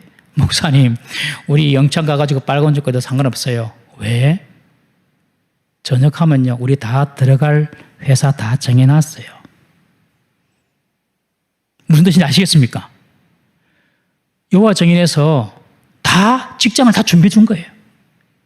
그러니까 뭐 군대 가서 빨간 줄 하나도 중요한 게 아니에요. 직장에 전혀 문제가 없어요. 우리 교회도 그 정도 열심은까지는 못 가더라도 기도해 주면서 관심을 가져야 할 줄로 믿습니다. 믿으시면 아멘 하십시오. 예. 네 번째로 우리 청년들은 아까 말씀드렸다시피 말씀으로 무장된 청년이 되어야 됩니다. 세상에 얼마나 세상의 가치관이 많습니까, 여러분? 비복음적인 가치가 얼마나 많습니까? 돈, 쾌락, 명예 얼마나 많습니까? 그거 따라가면 망합니다, 여러분. 돈 따라가면 안 됩니다, 여러분. 돈이 따라오게 해야지. 이런 유명한 이야기가 있잖아요. 억수로 유명한 이야기인데 어떤 사람이 길을 가다가 램프를 주었어요. 램프를 뭐지? 램프를 문질러 봤어요. 진이가 나오는 거예요.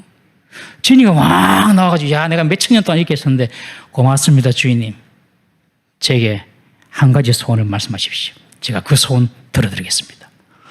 근데 이 청년이 돈도 벌고 싶고 결혼도 하고 싶고, 돈도 벌고 싶고 결혼도 하고 싶은데 한 가지만 말이라 그러니까 툭 입을 열면서 하는 말이 돈 여자 그런 거예요. 그러니까 진이가 알겠습니다 하고 램프스로 들어가서 미친 여자를 데리고 나왔어요. 돈 여자. 여러분, 청년들 돈 따라가지 마세요. 알바한다고 교회 포기하지 마세요. 평생 알바합니다. 무서운 말입니다, 지금 이 말. 알바한다고 예배 포기하지 마십시오. 평생 알바합니다.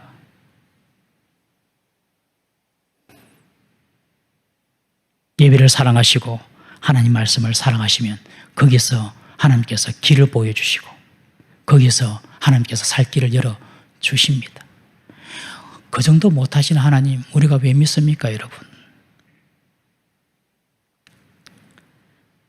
사랑하는 청년 여러분, 그리고 성도님 여러분, 주님의 일에는 절대로 공짜가 없습니다. 주님을 위해서 땀을 흘리고 교회를 사랑하고 교회를 섬기면 반드시 영육간에 하나님께서 복을 주시는 줄 믿으시기를 바랍니다.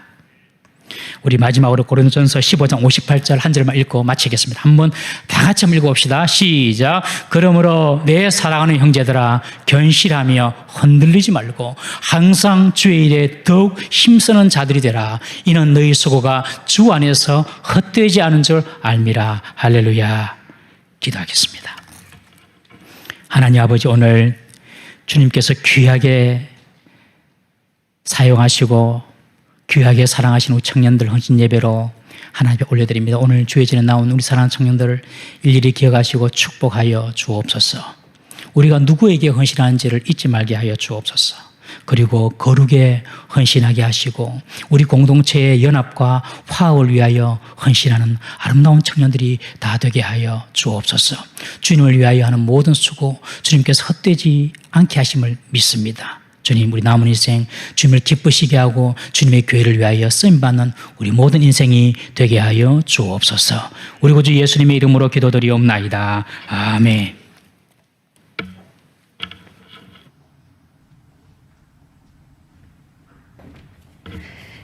은혜로운 말씀 감사합니다. 다음으로는 청년대학부 특송이 있겠습니다. 지금 청년들 나오셔서 준비해 주시고 특송 후 이승환 조성필 형제님께서 2020년 받은 은혜를 나누는 간증의 시간 가지도록 하겠습니다.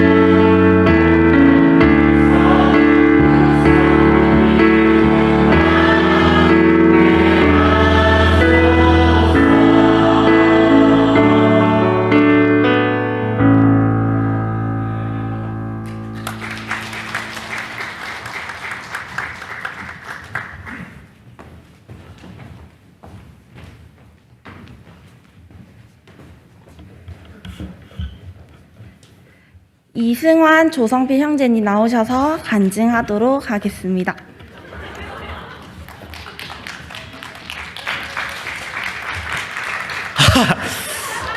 네. 기도하고 시작하겠습니다. 살아계신 하나님 아버지 감사합니다.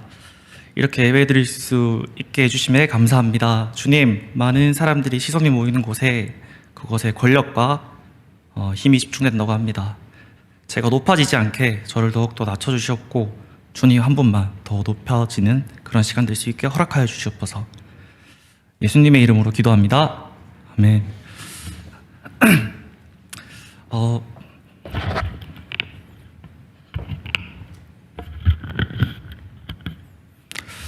네, 막상 이 자리에 서보니까요. 최근에 했던 다니엘 기도의 강사님들과 설교하시는 목사님 정말 대단해 보입니다. 엄청 떨리고 뭐 어떤 말부터 해야 될지 참 막막하고 긴장도 많이 되는데 이 5분 남짓하는 시간 동안 모든 이야기를 다 말씀드릴 수는 없지만 작년 말부터 또 제가 어떻게 하나님을 만나게 되었는지 그런 거에 대해 간단하게 나눠볼까 싶습니다. 저는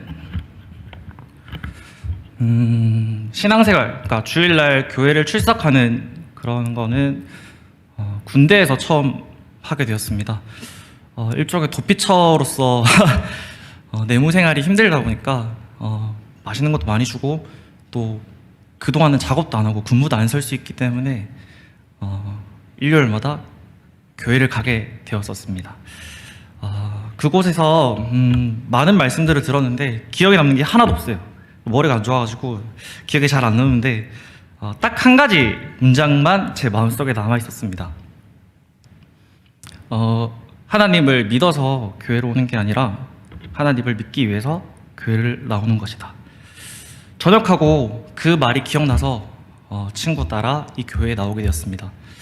저는 집이 계금 쪽인데 이까지 친구 추천으로 어떻게 보면 전도를 당해서 나오게 되었습니다. 근데 아직 하나님을 만나지 않은 그 상태, 즉 문화생활, 교양생활만 누리는 저의 모습을 발견할 수 있었습니다.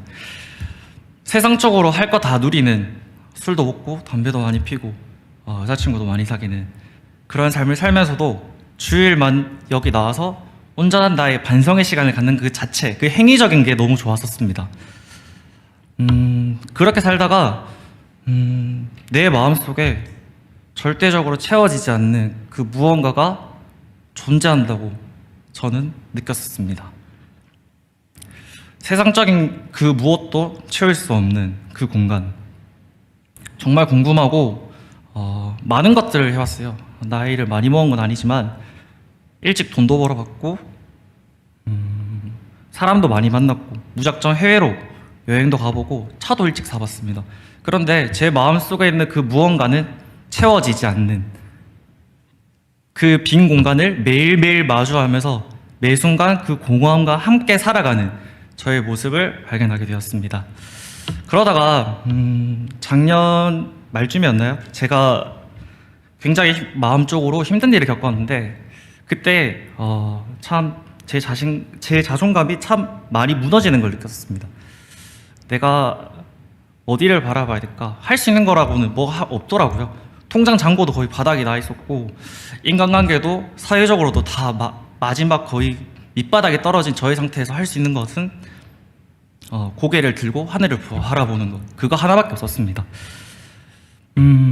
작년 다니엘 기도회 간증 중에 그 심선미 성도님 무당이셨다가 콜링갓에 전화 주셔서 하나님 만난 분, 그분의 간증을 듣고 또 기도를 드리는데 처음으로 제 입에서 제가 틀렸습니다.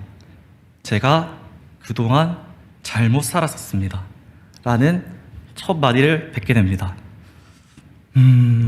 감정적으로 엄청 뜨겁더라고요. 내가 그동안 실패의 삶을 살았구나. 잘못된 방향을 바라보고 삶을 살았구나. 처절하게 울부짖고 드디어 나도 하나님 만났다. 이런 거구나. 왜 새벽기도 나오셔가지고 금요철야 예배 나오셔가지고 저렇게 권사님들 집사님들 소리쳐서 엉엉 우시면서 기도하시는지 그때 조금은 이해하게 되었습니다.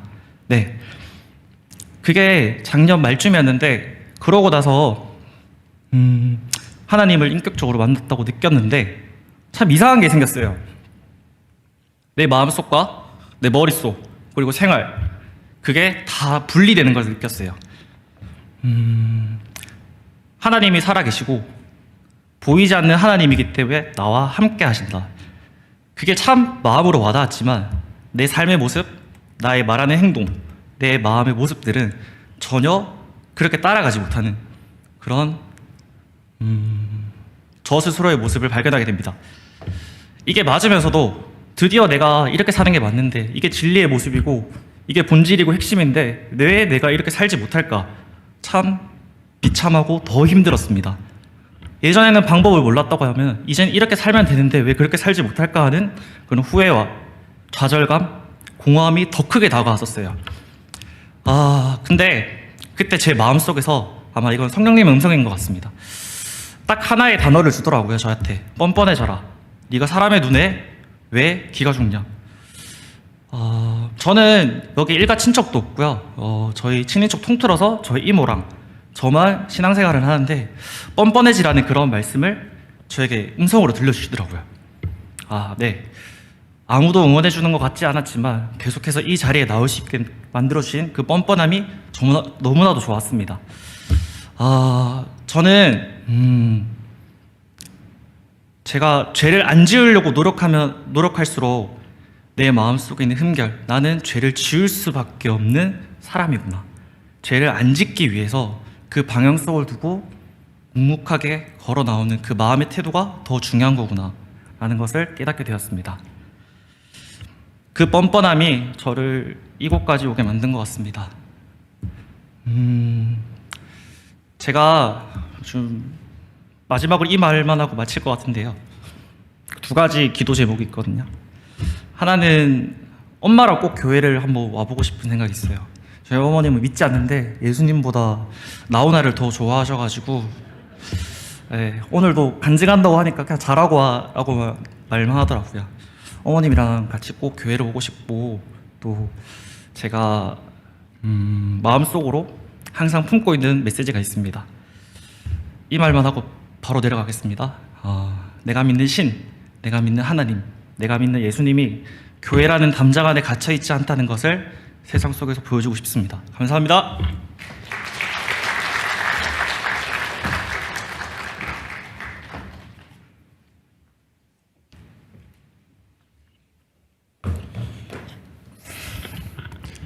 반갑습니다. 저는 29살 청년 조성필입니다. 저는 일단 먼저 제가 준비한 것 중에 오늘 목사님 설교 듣고 오늘 설교 주제가 흔들리지 않는 청년이었는데 저는 되게 흔들렸던 청년입니다. 저는 한 교회에서 회장도 해봤었고 근데 그 와중에 한번 무너져가지고 이렇게 한때 방황했던 청년입니다. 그래가지고 일단 그거에 관해서 일단 지금 이야기를 한번 시작하겠습니다. 저를 처음 보시는 분들이 많으실 텐데 저는 이전부터 신앙생활을 해왔으며 하나님을 찬양하고 경배하는 것에 열정이 가득했던 청년이었습니다. 그 모습 덕분인지 부족한지만 임원, 교사, 사연팀 등 하나님을 섬길 수 있는 일들이 많아졌습니다. 아침부터 저녁 예배까지 봉사를 하면 힘들어도 행복했고 정말 감사했었습니다. 하지만 그 모임들 안에서 점점 사람을 믿었던 저는 잦은 다툼 그리고 또 불화 그런 것들이 발생해서 결정적으로 저는 사람에 의해 크게 실망해서 제가 다니던 모 교회를 떠나게 되었습니다. 모 교회를 떠난 후에 저는 인근에 있는 동네 또는 연산동, 해운대에 있는 많은 교회를 돌아다녔지만 정착할 만한 곳을 찾지 못하였습니다. 그렇게 돌아다닐수록 제 믿음마저 하나님과 점점 더 멀어지고 있었습니다. 그럴 때마다 제 마음에 하나님께서 주시는 말씀이 너가 옛날에 그 모교의 그 사람들을 아직도 미워하고 용서하지 못해서 그런 거란다 라는 마음과 생각을 주셨습니다. 저는 교회를 다니고 하나님을 믿고 있음에도 순종하지 못하고 여전히 그 사람들을 미워하는 마음으로 방황하며 신앙생활을 해왔었습니다.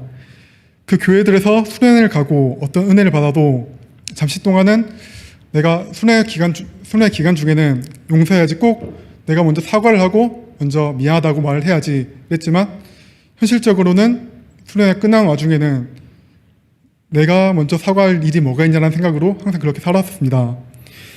그렇게 연산동으로 이제 3년 동안 그렇게 방황하며 살다가 이제 제가 연산동으로 이사 오고 너무 이제 세상 사람들에게 지쳤을 때, 너무 많은 상처를 받았을 때 이제 마지막으로 집 앞에 있는 교회를 한번 가보자 라는 마음으로 5월 달에 대한교회를 나오게 되었습니다.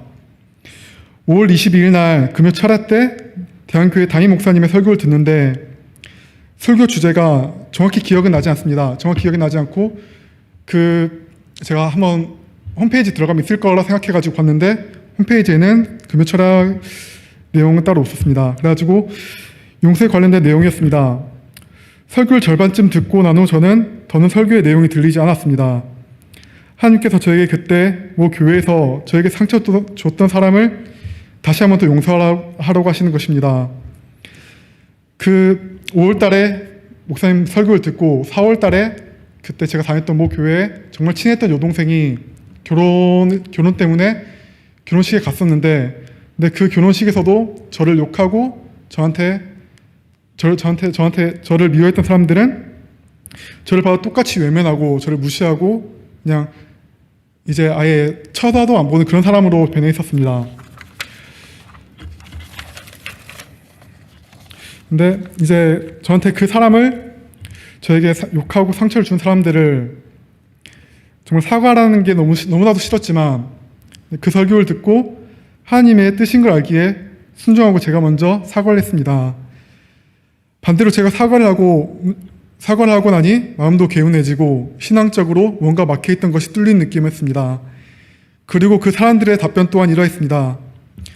먼저 연락줘서 너무 고맙다. 다른 사람은 몰라도 가장 많이 의지했었는데 그런 사람한테 상처 줘서 너무 미안하다라는 등 정말 너무나도 감사하게 하나님께서 역사하셔서 모든 일이 순탄하게 풀어졌습니다.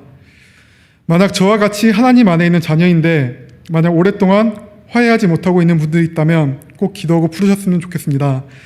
하나님께서 더 큰 은혜를 부어주실 거라 믿습니다. 그리고 그 이후로 저는 이곳 대안교회에서 저처럼 방황하던 청년 2명과 같이 신앙생활을 함께 해가고 있습니다. 저도 많이 부족하고 연약한 자라서 하나님께서 더는 방황하지 말고 방황한 사람들을 도우며 교회를 다니라는 사명을 주신 것 같습니다. 저는 이 계기를 통해 하나님께서는 자녀들을 놓지 않으시며 함께 화합하여 선을 이루신다는 것을, 그리고 또 나 역시 하나님의 계획 안에 있다는 것을 알게 되는 경험이 되었습니다. 우리 청년 세대가 불같이 금방 타올랐다가 식는 신앙으로 불립니다. 하지만 하나님 품 안에 거하였던 자는 하나님께서 다시 그를 사용하신다는 것을 잊지 않고 하나님을 더 뜨겁게 찬양하고 사랑할 수 있는 대한 공동체가 되었으면 좋겠습니다. 그러한 공동체가 될 수 있도록 우리 함께 모든 성도분들이 기도하여 주셨으면 좋겠습니다. 이상입니다.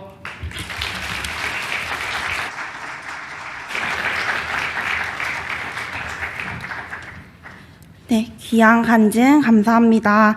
다음은 이제 두란노 청년대학부 헌신 보고를 시작하도록 하겠습니다. PPT 띄워주세요. 네, 지금 보시는 문구 말씀이 이긴다는 2020년 청년대학부 표어입니다. 저희는 2020년 한 해 동안 에스겔 37장 10절에 마른 뼈가 말씀에 의해서 살아나는 내용을 바탕으로 하나님의 약속을 의지한 신앙생활에 중점을 주었습니다. 청년대학부 예배 시간에는 약속의 성취를 가장 잘 드러내는 마태복음 강해 설교를 들으면서 말씀의 중요성을 배우는 시간을 가졌습니다.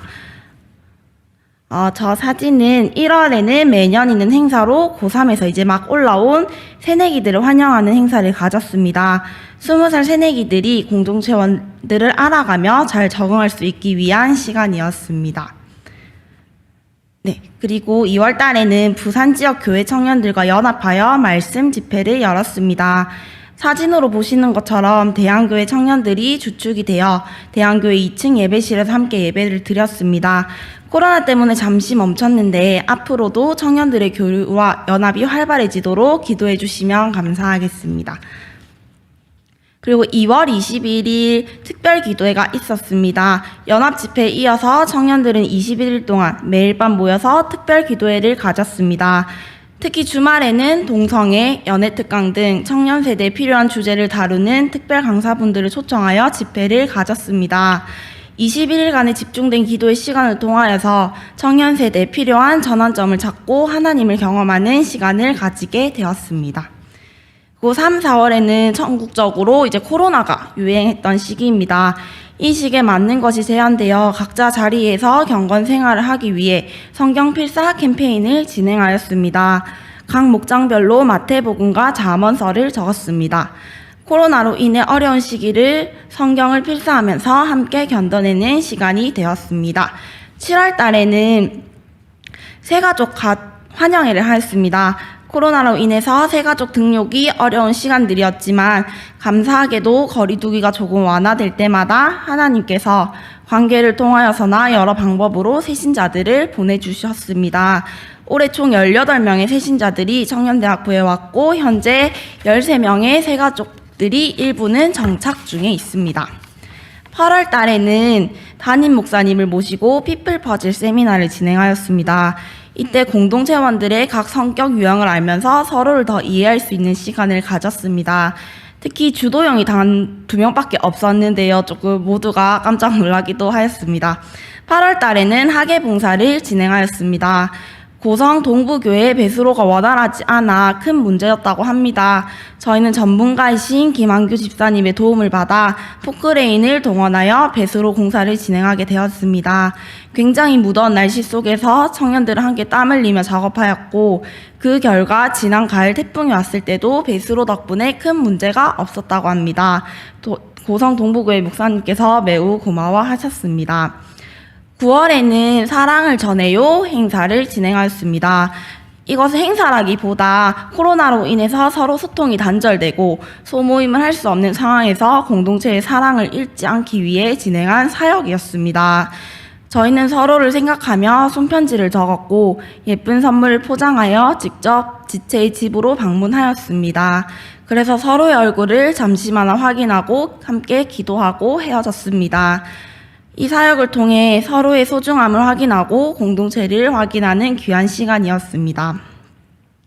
마지막으로 1010 온라인 기도회를 하였습니다. 저희 청년부는 거리두기가 격상될 때마다 모이지 못하는 대신 온라인 기도회를 시행하고 있습니다. 1010 기도회는 매일 10분 말씀을 듣고 10분간 함께 기도하는 기도회였습니다.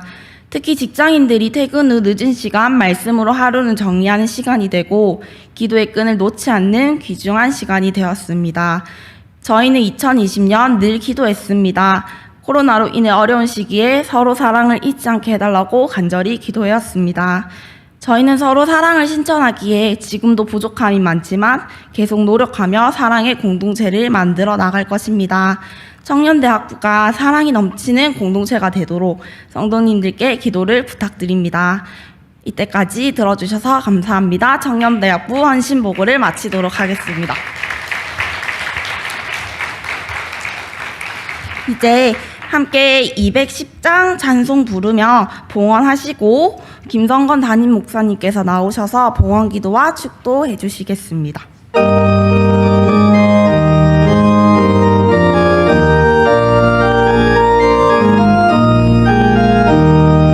세웠다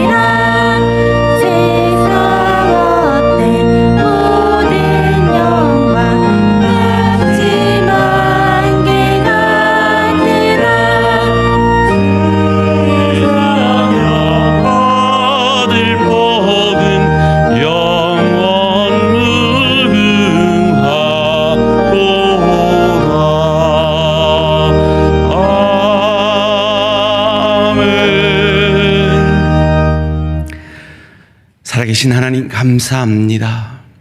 청년의 때에 세상에 휩쓸리지 아니하고 하나님의 영광과 주의 교회를 위해 눈물과 땀을 흘리는 이 대양의 귀한 새벽 이슬 같은 주의 청년들을 하늘 문 열어 축복하여 주시옵소서. 이 청년들에게 복에 복을 더하사 지경을 넓혀 주시고 주의 손으로 도우사 환난에서 벗어나 근심이 없도록 복 내려 주시옵소서. 취업의 길을 열어 주시옵소서. 시험에 합격하게 하여 주시옵소서. 믿음의 사람 만나 믿음의 가정 이루는 축복이 있게 하여 주시옵소서. 무엇보다 세상에 휩쓸리지 아니하고 거룩함을 지켜내며 다음 세대의 리더로서 자신을 희생하여 주의 교회의 평안을 이루어내는 하나님의 사람들로 아름답게 준비되어져 가는 축복이 있게 하여 주시옵소서. 이 귀한 하나님의 사람들을 주님께 의탁드리오며 감사드리며 이 모든 말씀 주 예수 그리스도 이름으로 비옵고 이제는 우리 주 예수 그리스도의 은혜와 하나님의 크신 사랑과 보혜사 성령님의 충만하신 은총이 하나님을 위하여 거룩을 이루어내며 자신의 거룩을 통해 나를 증명하는 인생 아니라 주의 교회의 하나됨과 복음을 위하여 아낌없이 쓰임받기 원하는 새벽 이슬 같은 주의 청년들 위해 대양의 모든 가족들 위해 지금으로부터 영원토록 함께 있을지어다. 아멘.